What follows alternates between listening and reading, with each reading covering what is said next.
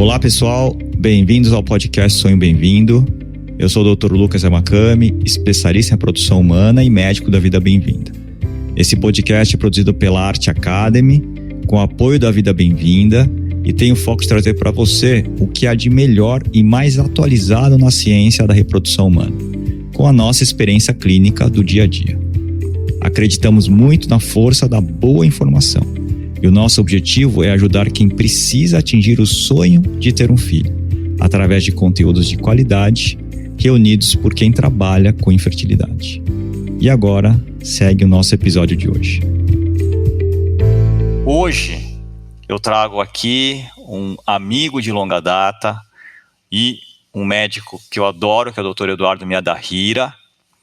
Doutor Eduardo, vou chamar de Eduardo, bem-vindo ao nosso podcast. O Dr. Eduardo trabalha na Vida Bem-vinda, é sócio da Vida Bem-vinda, trabalha com reprodução humana com um carinho, com amor importante. Ele gosta muito do tratamento com óvulos doados, ele tem essa afinidade, eu sinto isso em você, do fundo do coração. E, por favor, queria que você se apresentasse aí para quem está nos escutando. Obrigado, Dr. Lucas. Posso te chamar de Lucas, né? Somos amigos de longa data. E, Lucas, obrigado aí pelo convite. É isso aí, eu sou apaixonado pelo tratamento de ovo-doação em específico. Claro, né? A gente gosta de qualquer tipo de tratamento de reprodução assistida, que na verdade o que a gente quer é que as famílias se formem e sejam felizes. Mas gosto muito do tratamento de ovo-doação, ovo-recepção, porque envolve aí talvez essa palavra que acho que está em voga é a ressignificação da maternidade e da paternidade. Então, gosto muito desse lado. Obrigado aí pelo convite. Com certeza, uma honra. E Eduardo foi formado pela Universidade de São Paulo, pela USP. Qual que é a sua turma, hein, Eduardo? Sou da turma 88. 88, eu sou da 86, somos da geração ali dos anos 2000, começo dos anos 2000, hein, nos formamos. Faz tempo já. Faz tempo. Faz tempo. E depois fez residência em ginecologia e obstetrícia pela USP. Foi preceptor como eu também, né? Fui. Na sequência, né? Na sequência, fomos preceptores. Você passou o bastão para mim. É boa, é isso.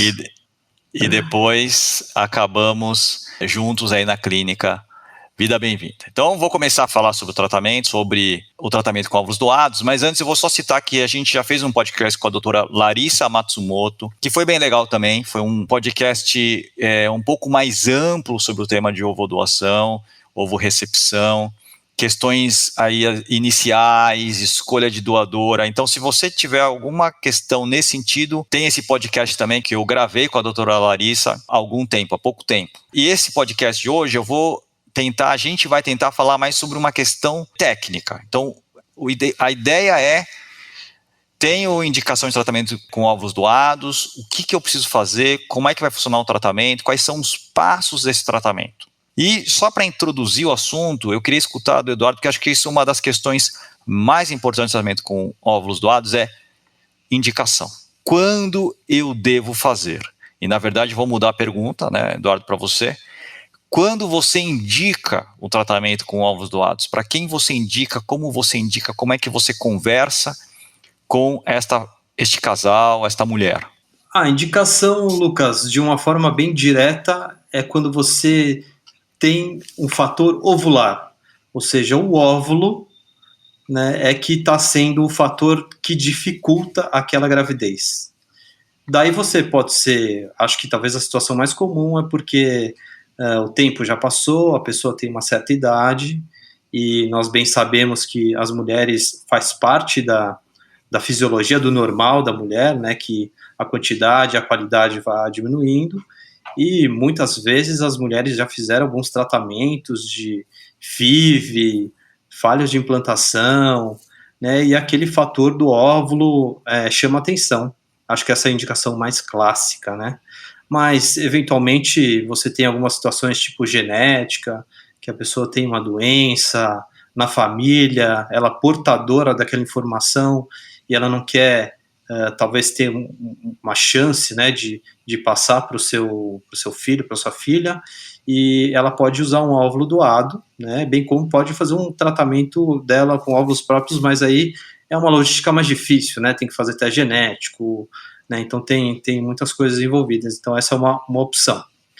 Tem também as opções de você fazer para aquelas pessoas que, em casais homoafetivos, né, onde você tem o óvulo de uma do ano para outra, né, mas é um modelo um pouco mais diferente, mas acho que essas são as que me vêm à cabeça, as principais, Lucas, não sei se tem mais alguma aí que complementa. Não, acho que você falou todas. Realmente, eu queria saber se você tem essa percepção. Eu percebo que geralmente, óbvio, existem sempre as pessoas que saem desse script, mas um script muito frequente que a gente vê, ou uma história muito frequente é aquele casal que nos procura, a mulher já tem aí um pouco mais de 40 anos de idade, ou por volta dos 40 anos de idade, com uma reserva ovariana mais baixa, a gente tenta fazer, e nem quer saber de ovodoação, nem me fale de óvulos doados, doutor, outro médico já me falou, já saí desse médico até, né?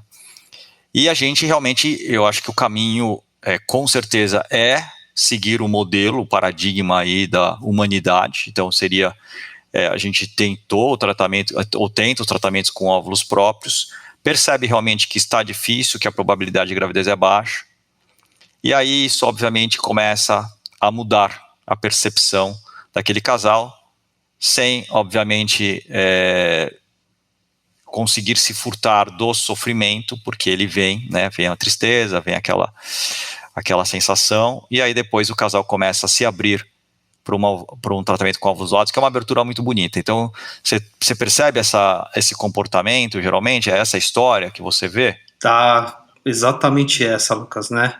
É aquele casal que vem sofrendo, né, que é tentativa, muitas vezes a gente de começo, de partida, já sabe que o prognóstico é muito ruim, mas faz parte dos valores da nossa clínica ser transparente, a gente mostra a taxa, né, e a taxa, a reprodução dos seres humanos já é ruim, né, comparado com outras espécies, mas nessas situações é ainda mais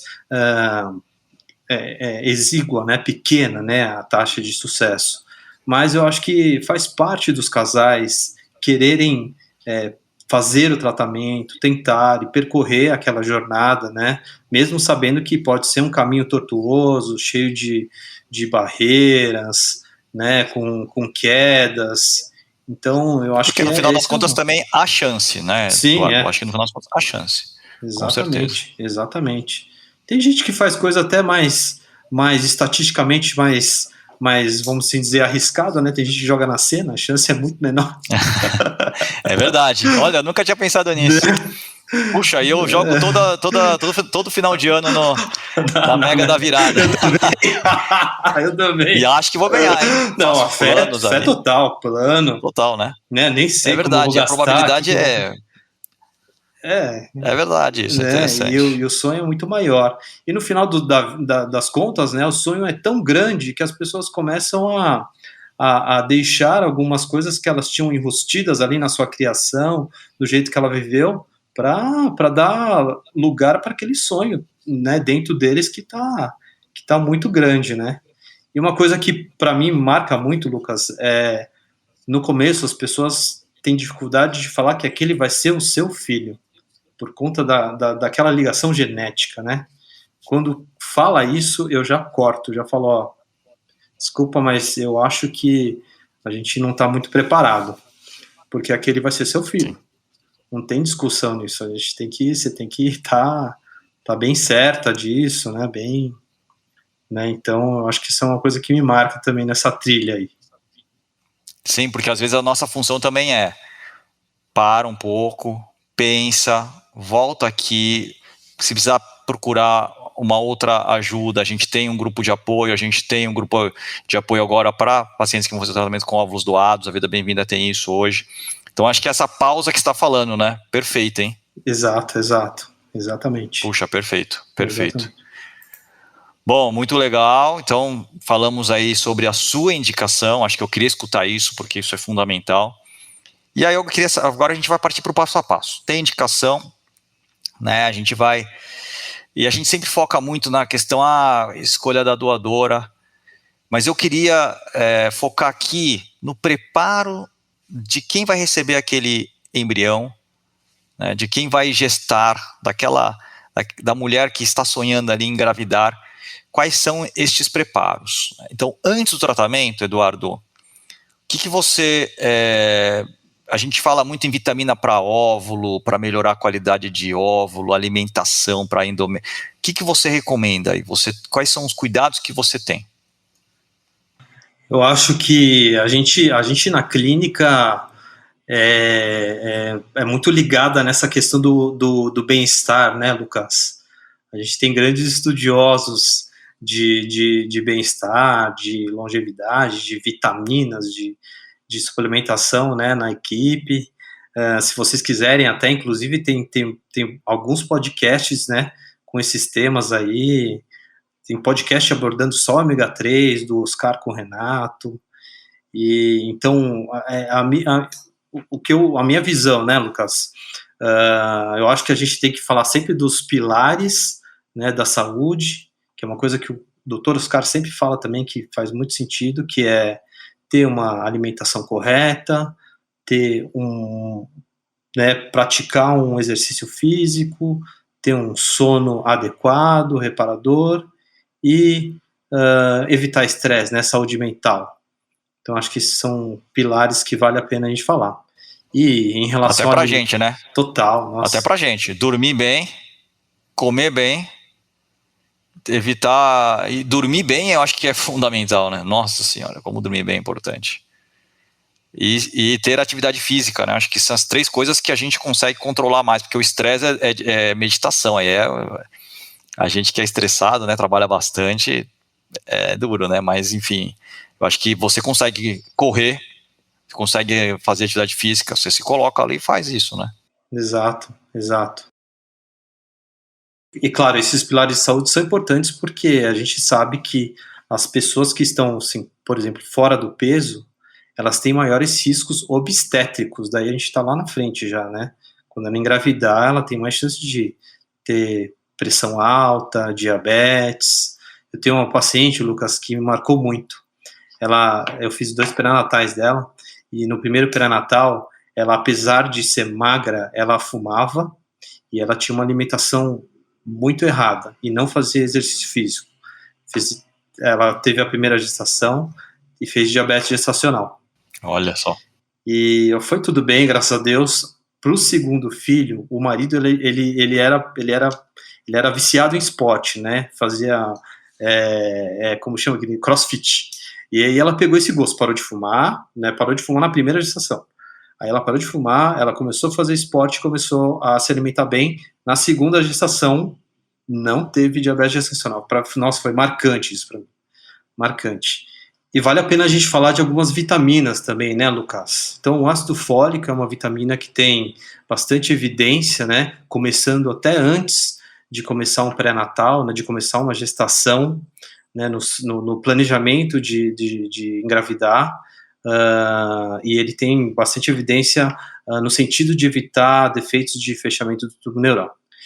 E também acho que outras vitaminas que vale a pena a gente tá de olho e suplementar é a vitamina D e o ômega 3, tá? Tem até um podcast específico de ômega 3, como eu já falei antes do Dr. Oscar com o Dr. Renato. Bem legal mesmo esse podcast.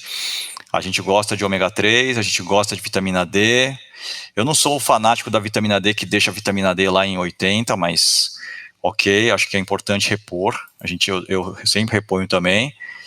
Falou dos pilares e do ácido fólico e folato. A gente gosta tanto do ácido fólico, a gente usa mais hoje metilfolato, né? Mas, não sei, você usa mais metilfolato, né, Eduardo? Metilfolato, né? Mas realmente são perfeito. Bom, então a gente está cuidando da saúde, o casal, né, está cuidando da saúde, importante. Você orienta alguma questão específica em relação a álcool? Porque eu sou mais tranquilo em relação a álcool, assim, acho que uma bebida leve não atrapalha. Mas não sei se você tem alguma posição mais marcante em relação a isso, como é que você pensa? Eu acho que tem que evitar exageros, Lucas, né? Então, esses dias eu estava vendo alguma coisa em relação a isso, e eu vi um trabalho que era 50 gramas de álcool, 4 drinks por semana. Por semana, legal, hein? É uma boa referência, hein? 4 drinks por semana. Mas não era para transferência de embrião congelado, tá? Era para FIV geral, assim. Mas eu acho que é uma referência, né? E sabe o que eu acho, Lucas? Eu acho que para algumas pessoas, né, sei lá, tá com os amigos e beber uma coisa, é uma medida de evitar estresse, né? Tem, né? Eduardo, você falou uma coisa fantástica. Eu também acho isso. Porque eu acho que acaba ficando uma vida, e eu estava falando com uma paciente minha isso outro dia, a gente tem que saber viver também durante o tratamento. Exato, não é só ficar ali, só a vida vira o tratamento, aí é difícil aguentar mesmo. Né? Quero tomar uma cervejinha, mas eu não vou, aí fica aquele estresse, né? Um olha pro outro, né? Aí tá todo mundo bebendo, você, não, eu não vou. Acho que bem legal. Mas não estamos falando de gravidez, hein? Estamos falando de preparativos. Eu, na gravidez das minhas pacientes, eu falo que não pode beber álcool, acabou. Álcool na gravidez é zero. Gravidez, isso, concordo. Bom, então a gente... Melhor não. Com certeza. A gente falou aqui sobre os cuidados, agora a gente vai falar sobre exames. Quais são os exames que os principais, óbvio, né, que a mulher deve fazer, quais são os exames que o homem deve fazer para um tratamento de óvulos doados, Eduardo? Eu acho que aí, primeiro da mulher, Lucas, eu acho que a gente tem que separar duas coisas, né, ou na primeira leva, aquela paciente que não tem o seu útero testado, né? Vamos supor que ela não fez não fez tratamento, não teve transferências de embriões prévias, às vezes isso é difícil. Mas que não teve falhas de implantação, né? Então aí eu acho que não tem muita indicação de ficar explorando muito o útero, ficou cutucando muito o útero, né? Agora, diferente são aquelas pacientes que já fizeram transferência de embriões euploides, eventualmente já teve falha de implantação com óvulos doados, né? Que aí o fator uterino começa a chamar mais atenção, aí eu acho que vale a pena a gente ir aprofundando no fator uterino. Aí pode ser esteroscopia, pode se aventar andar pela imunologia, né, células NK, aí aqueles testes moleculares, o ERA, né, aí com um pouco menos de evidência Alice, o EMA. Então, eu acho que separaria esses dois grupos. O útero que não é muito testado e o útero que já teve falha de implantação. Em relação à parte masculina, desculpa, você quer falar alguma coisa? Não, eu ia falar, porque eu achei fantástico isso que você falou, porque é importante. E aí as pacientes às vezes me falam assim, não, eu vejo na internet isso, né? Mas por que esperar falhar para testar? Né? E eu sempre falo assim, não, por quê? Primeiro, porque esses testes são testes, às vezes, que não são certeiros, eles erram. Todo teste de medicina erra, a gente aprende isso com o Covid. Né? Isso virou, então todo mundo entende hoje o erro. E às vezes você fazer um teste com uma probabilidade pré-teste baixa, esse teste pode errar e pode te levar para um caminho ruim, um caminho de menos gravidez até. Né? Então esse é o motivo do que você está falando. Uma mulher que nunca transferiu o embrião, a avaliação tem que ser precisa. A gente já exagera, né, Eduardo? A gente na Vida Bem-vinda já exagera. A maioria dos médicos de reprodução humana, vamos lá, já exageram, né? Em exames, a gente pede muitos exames às vezes que não tem uma evidência assim absolutamente sólida, nível A de evidência, Sociedade Americana, Europeia recomendando, né? A gente exagera. Agora a gente tem que tomar cuidado no exagero que está sendo feito, né? Não é para entrar numa neurose de fazer todos os exames, porque isso pode prejudicar realmente a nossa paciente. Então isso é muito importante. Agora, se tiver indicação, aí esses exames que você citou são perfeitos. E aí da parte masculina, Lucas, acho que o que vale a pena falar é sobre a fragmentação do DNA espermático, né? Classicamente fazer naqueles rapazes que têm alteração do espermograma, eventualmente tem varicocele, ou alguma coisa no histórico que sugira ter alguma oxidação ali nos espermatozoides. Mas eu acho que fazia parte da nossa cultura Vida Bem-vinda de ter esse exame como um exame cada vez mais frequente, né? E a gente vendo aí que, né, as novas posicionamentos aí da OMS cada vez mais favorecendo aí a introdução da fragmentação do DNA espermático. Eu, pessoalmente, Lucas, eu faço para, sei lá, 90%. Eu também, eu só não faço quando eu tenho muitos casais de fora de São Paulo que não têm acesso a esse exame. E aí não tem como fazer, né? Mas os que de São Paulo, os que moram em capitais aí pelo Brasil que têm acesso à fragmentação, eu peço sempre. E outra, né, eu acho que é um fator modificável, né, Exato. Lucas, que a gente pode oferecer um tratamento, material. E às vezes é até um wake-up para o homem, né, para ele perceber que ele não está tão bem quanto ele estava achando, que ele precisa se cuidar, que ele precisa tomar cuidado. Que é comum, que é né? comum. Que é comum, Que né? é comum. Eu tenho pacientes que é comum, falam, nossa, né? doutor, depois do meu tratamento de produção humana eu vou ver uns 20 anos a mais, porque eu estava péssimo. E eu falei, é verdade, você tem que se cuidar, né? Bom, então exames, eu acho que realmente você falou tudo, né? Exames importantes que a gente deve pedir. E aí a gente vai realizar o tratamento. Então já temos os óvulos, a doadora de óvulos, ou já temos os óvulos. E a gente vai agora formar um embrião e transferir este embrião. Então, queria saber de você, Eduardo, agora eu já vou te nortear um pouco aqui para você falar especificamente de um tratamento, porque hoje no Brasil e no mundo, existem dois tipos de tratamento com óvulos doados, principalmente.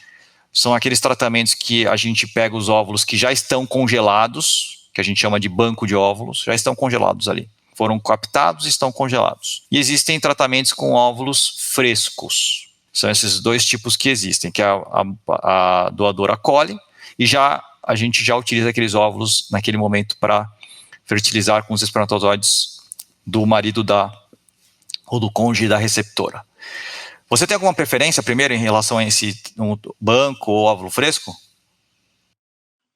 Lucas, eu não tenho uma preferência técnica, né, de óvulos frescos ou congelados, mas eu acredito que os óvulos congelados, que é uma situação que a gente tem muito frequente, hoje a gente tem bancos internacionais que trabalham com óvulos congelados, eles trazem uma logística e vamos assim dizer, uma tranquilidade no tratamento um pouco melhor, já que você sabe que eles estão lá, quantos tem, né, e aí o tratamento fica mais organizado, ao passo que quando os óvulos vêm a fresco, você está esperando uma estimulação, você não sabe, né, quantos óvulos vai ter, como eles vão ser.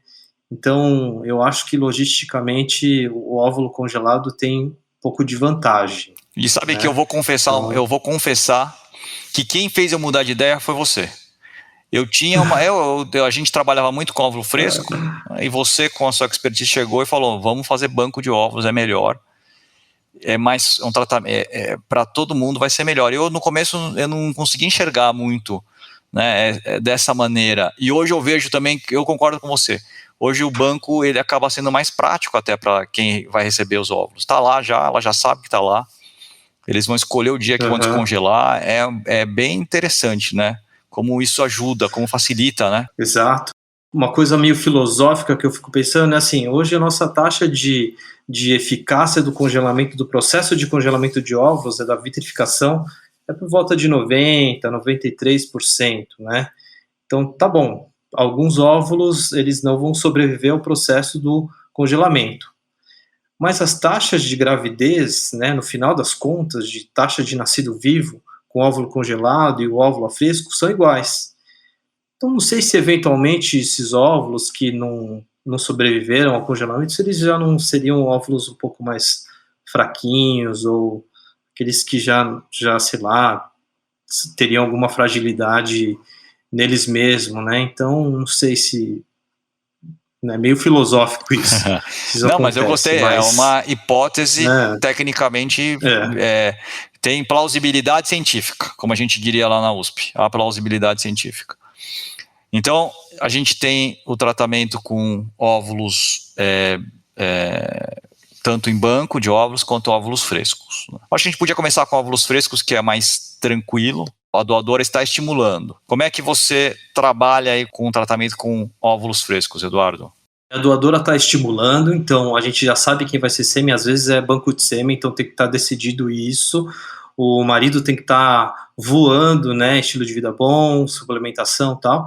E aí ele tem que ficar ali, né, meio monitorizando para saber quando vai ser a coleta dele, né, para também fazer coincidir o tempo de abstinência. Mas isso a nossa equipe vai informando, né, vai brifando ele de como que está sendo o outro lado. No momento que a doadora faz a coleta de óvulos, né, no mesmo dia, o cônjuge, o marido, o banco de sêmen, né, a gente vai ter que obter aquele sêmen, né? Então, no mesmo dia da coleta de óvulos é que a gente tem que obter o sêmen.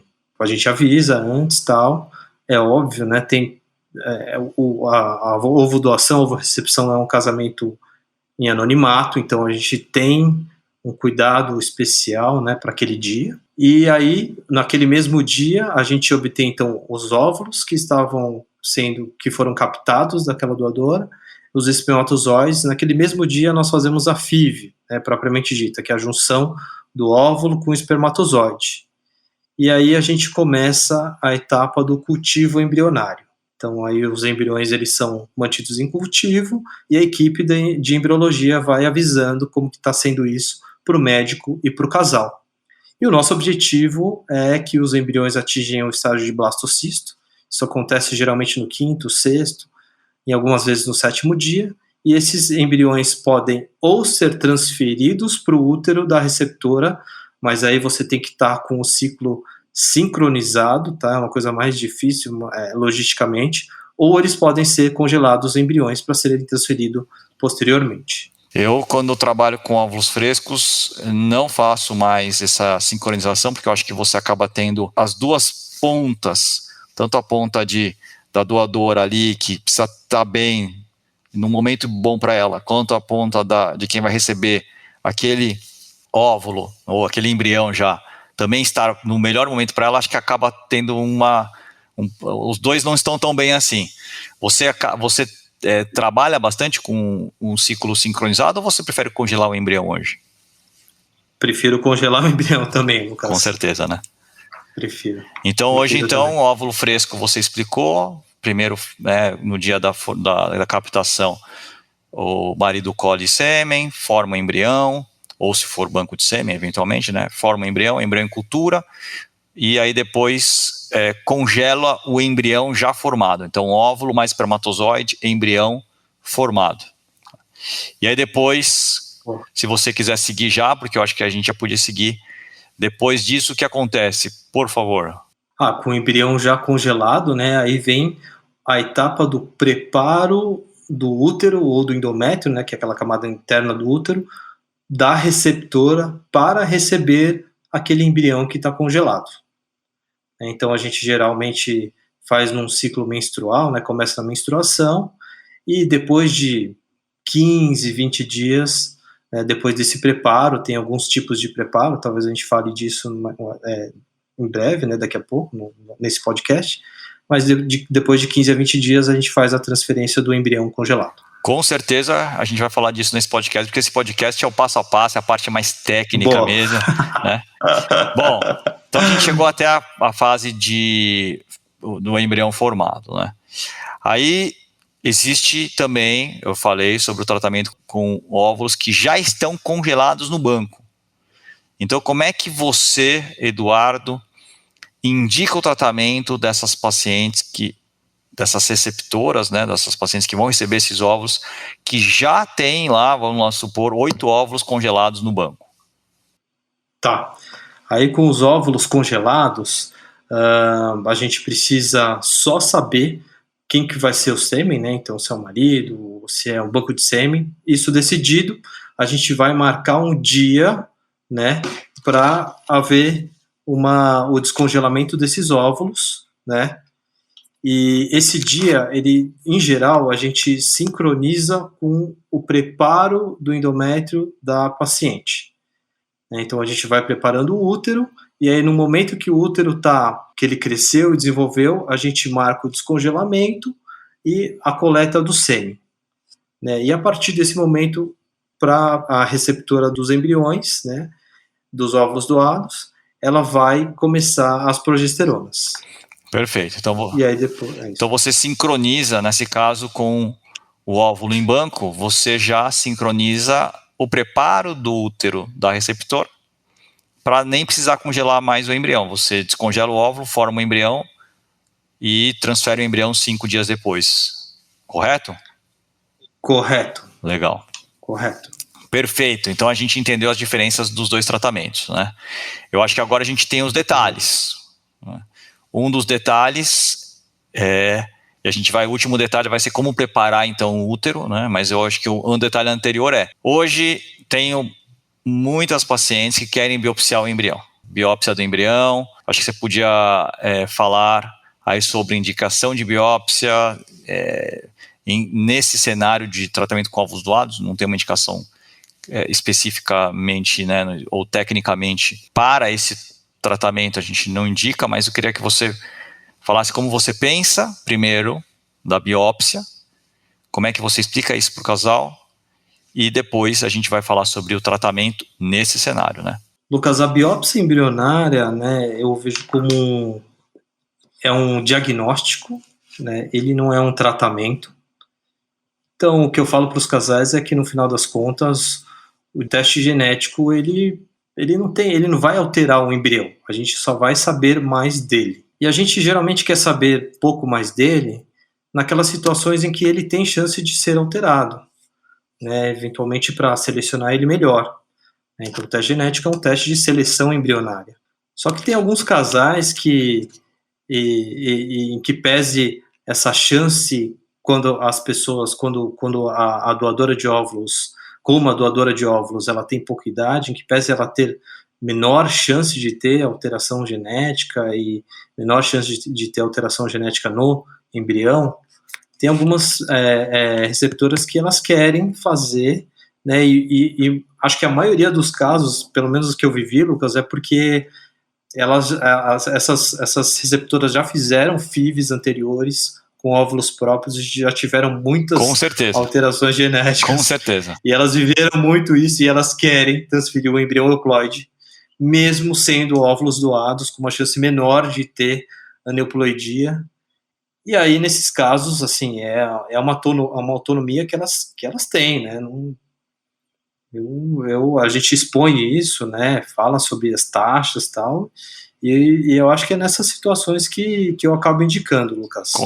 Você falou tudo, acho que, primeiro, acho que a gente tem partido do pressuposto no não julgamento, porque muitas vezes a paciente fala, parece que eu estou escolhendo o embrião, ainda escolhi o óvulo, ainda vou ter que ficar selecionando, não vou querer o óvulo. Não é isso. Isso é importante. Eu acho que o casal tem o direito de fazer o teste genético se quiser, né? E tem o direito de estudar mais o embrião se quiser. Eu sempre falo que o teste genético, o estudo genético não é perfeito. Porque se fosse perfeito, a gente não estaria discutindo aqui, a gente estaria fazendo para todos os nossos casais. Ou estaria indicando para 100% dos nossos casais. Então, óbvio que a gente tem que mexer no embrião, é uma questão, essa mexida, essa manipulação, apesar de ser mínima, ela existe, e é óbvio que a gente tenha uma taxa de erros, embora hoje pequena, pode acontecer. O exame falar que está alterado, ele ser normal, ou o exame falar que o embrião é normal e ele ser alterado, né? Hoje esse número parece ser menor que 4%, mas enfim, há dados um pouco conflitantes, mas eu acredito que é pequeno. E aí fica essa história mesmo, no final das contas é isso, o quanto o casal que está recebendo está tranquilo, porque tem casal que está tranquilo, fala, olha, eu entendi o tratamento, eu acho que faz parte da vida, eu não quero controlar isso, esse risco de, por exemplo, o risco de síndrome de Down aos 30 anos é 1 para 880, não quero controlar esse risco, é pequeno, então vamos seguir. E tem casais que falam, olha, eu já vivi muito, já vou ter um filho, vou ter 2, já somos mais velhos, a gente quer controlar esse risco, então vamos controlar. Então acho que é muito esse lado que você falou, e realmente essa experiência prévia, ela é marcante, né? Né? Não é meio do nada, não, assim, né? Ele já vem um tratamento ali que é marcante. Já vivi isso, tenho até trauma disso, mas vai ter que fazer. Mas é importante não julgamento. Eu sempre falo, não se Uhum. julguem porque vocês querem fazer biópsia. Façam se vocês quiserem, ponto. Acabou. Mesmo posicionamento. Por que muda? Vamos lá. Óvulo em banco, então a paciente tem óvulos em banco, quer dizer, eles escolheram, né? Tem 8 óvulos congelados em banco. E ela quer fazer biópsia. Como é que você leva o tratamento, Eduardo? Aí, por conta da biópsia embrionária, a gente precisa ter o resultado do teste genético. E isso leva alguns dias, né, em geral. Então, aí nesse caso, a gente marca um dia, né, para descongelar os óvulos. No mesmo dia vai ter a coleta seminal, né, e aí a gente prossegue com a FIV. Os embriões desenvolvem, eles são biopsiados e aí congela os embriões.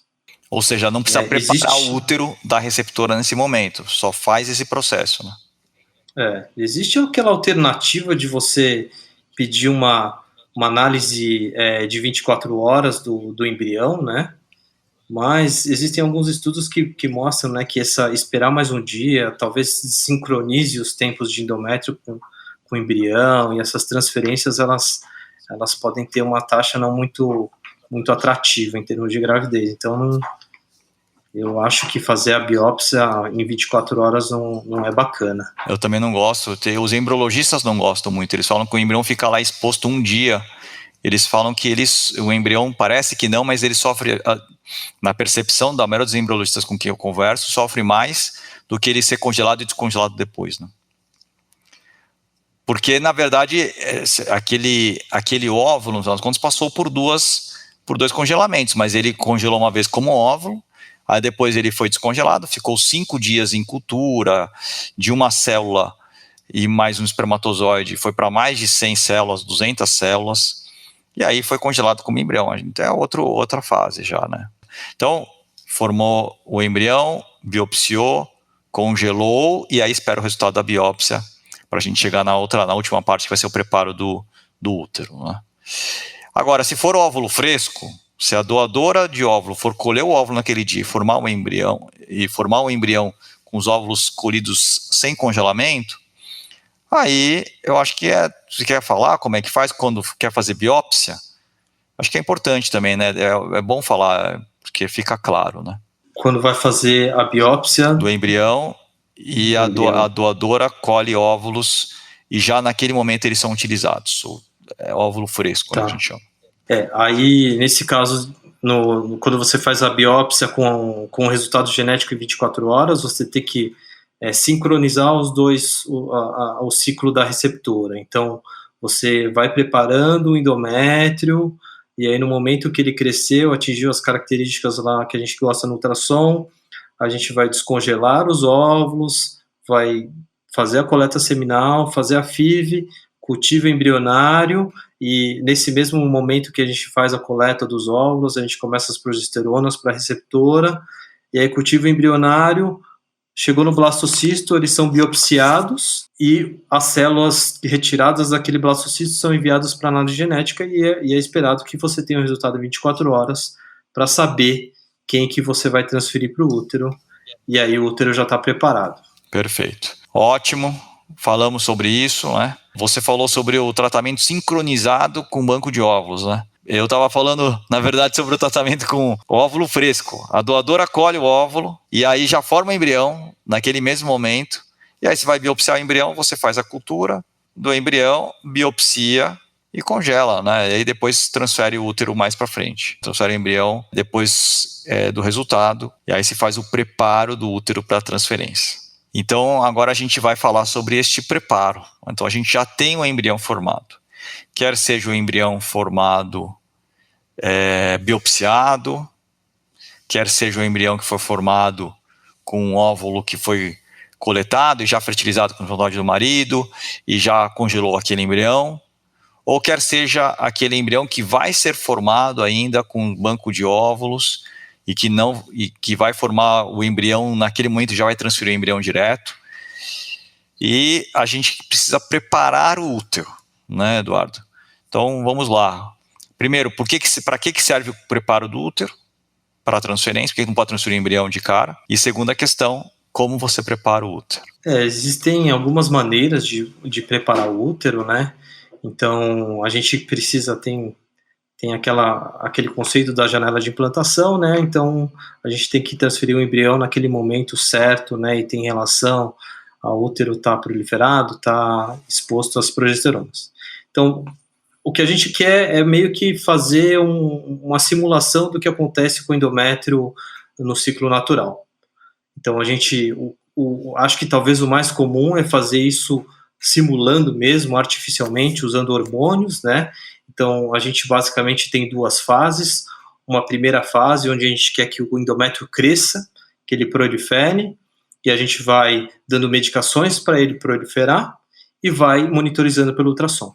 Quando ele atinge um determinado tamanho, vamos dizer assim, 6, 7 milímetros, quando ele atinge aquela característica que a gente chama de trilaminar, uma característica específica ao ultrassom, aí a gente tem essa primeira fase pronta. E aí a gente começa uma segunda fase, que é as fases de exposição às progesteronas, onde a gente vai fazer aquele endométrio se tornar receptivo ao embrião. Então a gente pode fazer esse ciclo simulado, ou a gente pode usar o próprio ciclo natural da paciente, vai monitorizando o que está acontecendo com os ovários, com os folículos, quando ela ovula, e aí depois que ela ovula, né, aquele folículo ovulatório, ele vai começar as progesteronas, e aí a gente tem que saber exatamente o momento para calcular o tempo depois da transferência. Então a gente tem o primeiro caso do ciclo com hormônios e o segundo caso do ciclo natural. Perfeito. E eu tenho feito muito o ciclo natural modificado. Você faz também, né? O ciclo natural modificado. Também. Que é o que a gente acompanha. O folículo cresce do ovário. E aí, quando ele está pronto para ser ovulado, a gente faz uma medicação para ovular. Aí você tem certeza que vai ovular, quando vai ovular, qual momento vai ovular. Facilita bastante também. Acho bem interessante. Exato, Lucas. Eu acho que é um caminho legal. Então, você falou sobre o preparo, você falou sobre o ciclo, que é o padrão, talvez o artificial, que a gente usa, que a gente tem controle, e o ciclo natural, que é uma alternativa bem interessante. Você tem alguma preferência? Porque eu, por exemplo, não tenho, eu vou de acordo com cada situação, entendo que a gravidez é muito parecida, e algumas pacientes se beneficiam mais de um tipo, mesmo porque a gente às vezes fala de pacientes que estão já com uma reserva oriana muito baixa, que não estão tendo ciclos regulares, né? Então aí não dá mais para fazer ciclo natural. Tem que realmente usar hormônios externos, né? Mas queria saber se você tem alguma preferência, Eduardo. Lucas, eu não tenho nenhuma preferência. Eu acho que eu acho que eu pontuaria uma situação específica, que são aquelas situações em que a paciente tem aborto recorrente, né, ou, sei lá, falha de implantação, que tem alguma teoria que diz que o corpo lúteo, né, aí favorecendo um pouco mais o ciclo natural modificado, né, a presença do corpo lúteo teria algum efeito nessa situação específica da paciente com aborto recorrente ou, sei lá, falha de implantação, mas para aborto recorrente, né. E só nessa situação, Lucas, mas quando fora dessas situações eu não vejo vantagem para um ou para outro. A única coisa é que o ciclo com hormônios ele é um pouco mais, a gente controla um pouco mais fácil, né? O ciclo natural exige um pouco mais da paciente, mais visitas, mais hormônios. Então acho que só essa diferença aí. Bom, acho que a gente falou sobre bastante coisa sobre o tratamento de ovodoação. Eu tenho mais 2 perguntas só antes de encerrar. A pergunta que eu tenho agora e a questão é, muitos pacientes ficam com medo, Eduardo, da questão da compatibilidade genética. Será que eu não vou rejeitar? Vou rejeitar aquele óvulo, vou rejeitar porque não é material geneticamente igual ao meu. Então eu queria que você falasse um pouco sobre isso, porque eu também acho que é uma questão técnica importante, compatibilidade genética. De fato, Lucas, a gente vê que esses tratamentos de ovodoação, eles são os tratamentos que a gente tem maior eficácia, né, dentro da reprodução assistida. Então, sem ter um histórico de muitas falhas de implantação, né, tem que ser aí com o mesmo óvulo e com o mesmo útero, aí eu acho difícil ter uma rejeição justificada pela genética, né, puramente. Então, eu acho que essa teoria não Eu não estou muito convencido disso daí não, Lucas. Não, eu também concordo. É uma teoria, faz um certo sentido, mas no final das contas é o tratamento que mais engravida a reprodução humana. Então acaba que no final das contas não é óbvio. Se tem um pouco, a gente fica preocupado com hipertensão, doença hipertensiva da gravidez, mas realmente é o tratamento que mais engravida. No final das contas eu sempre falo isso, a mesma coisa. Eu falo, olha, pode ser, mas é o tratamento que mais engravida. E aí, por fim, a última dúvida é qual é a chance de gravidez em um tratamento com óvulos doados? Qual que é a chance que você fala, qual a chance que você vê? Bom, vamos lá. Enfim, é o tratamento de maior eficácia, né, dentro da reprodução assistida. O que a gente tem de taxas gerais é por volta ali dos 60%, 50%, 60% de taxa de gravidez. Né, especificamente estava vendo os dados da clínica, a gente tem uma taxa cumulativa de 70%. Que legal. Então, das pacientes que entraram no nosso programa, e aí não é por ciclo, é cumulativo, 70, né? Muito legal. Cumulativo. Muito legal. Cumulativo. Essa é a nossa taxa cumulativa. Bom, perfeito. Acho que o objetivo hoje era ser técnico. Desculpa se a gente foi um pouco mais cansativo. A gente foi, a gente já partiu do pressuposto que o tratamento está indicado. A gente já partiu do pressuposto que já existe a seleção da doadora, que eu falei bastante com a Larissa. E aí a gente tem que decidir como fazer o tratamento. O Eduardo falou sobre os preparos, sobre o preparo dos pilares da saúde, sobre as vitaminas, ácido fólico, folato, vitamina D, ômega, sobre a qualidade de vida. A gente falou um pouquinho até sobre álcool. Aí ele falou bastante sobre os exames, foi bem legal. Para o homem, especificamente, o Eduardo citou aí a fragmentação espermático, para a mulher, se necessário for esteroscopia, exames de implantação imunológicos, se for necessário, né? E como fazer o tratamento, tanto com óvulos que já estão em banco, esperando, quanto com óvulos que vão ser colhidos e utilizados a fresco. Acho que é isso, né, Eduardo? E eu queria, eu vou já encerrar. Tenho aqui, vou fazer algumas palavras e vou deixar você terminar, porque da minha parte, é um tratamento que eu gosto muito de fazer. Eu tenho muitos pacientes, a gente tem muitos pacientes, né, que fazem, e eu sinto uma sensação de completude dessas minhas pacientes que é impressionante. Eu recebi ontem uma mensagem de uma paciente minha que já tinha 10 anos de infertilidade. 10 anos de infertilidade. Já tinha internação por síndrome de hiperestimulação ovariana, internação, UTI, internação, punção e não sei o quê. E aí a gente foi para a ovodoação, a gente fez uma FIV quando ela tinha 45 anos de idade, porque ela queria a última vez, a gente formou um monte de blastocistos, todos embriões alterados. E eu recebi ontem essa mensagem dela.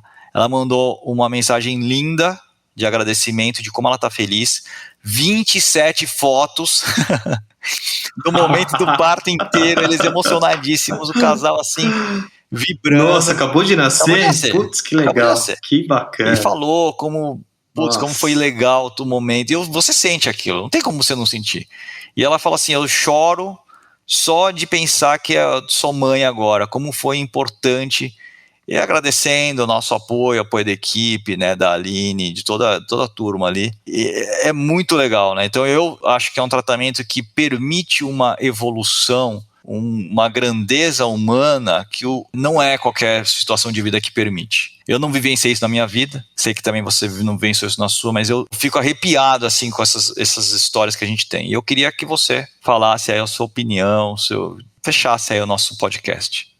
Bom, obrigado, Lucas, aí pelo convite. Como você, compartilho dessa paixão, dessa visão. Adoro quando você conta as histórias, porque são marcantes mesmo. Todos nós vivemos histórias lá na clínica, isso é muito significante. E eu queria cumprimentar e parabenizar as pessoas que estão ouvindo, que eu acredito que muitas estão aí no caminho, na jornada, né, estão pensando ou já estão decididas, né, eu acho que talvez já estão decididas em fazer a ovodoação, que é um caminho muito árduo, de muita luta, né, como o Lucas exemplificou com essa história aí que ele contou.